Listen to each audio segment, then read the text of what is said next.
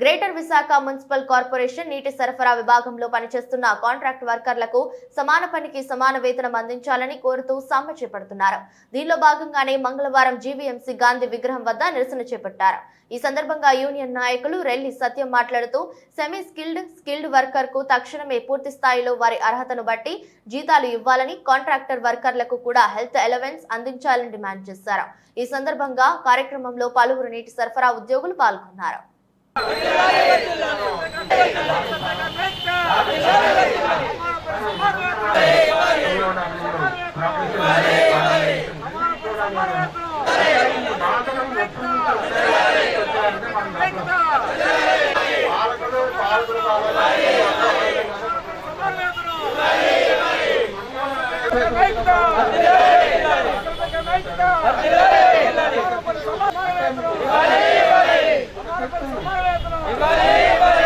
నా పేరు బి ఆనంద్ కుమార్ అండి, engineering section GVMC contract workers union general secretary.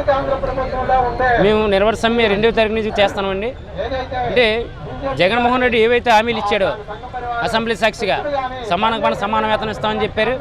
సమాన పని సమాన వేతనం అనేది ఈ 4.5 సంవత్సరాలు వెయిట్ చేసాం తప్ప ఇప్పటికి కూడా సమాన పని సమాన వేతనం ఇవ్వలేదు. అలాగే జీవో నెంబర్ 96 అనేది పక్కన దాచిపెట్టారు. గత ప్రభుత్వంలో సాధించుకున్న ఆ జీవో నెంబర్ 96ని వెంటనే అమలు చేయాలని, ఏదైతే జీవో నెంబర్ 96లో మినిమం బేసిక్ 20,000 ఉందో ఆ 20,000 బేసిక్ హెచ్ఆర్డీఏతో ఉండే వేతనాన్ని ఇంజనీరింగ్ కార్మికులందరికీ అమలు చేయాలని మేము కోరుకుంటున్నామండి. అలాగే సంక్షేమ పథకాలన్నీ మాకు తీసేశారండి.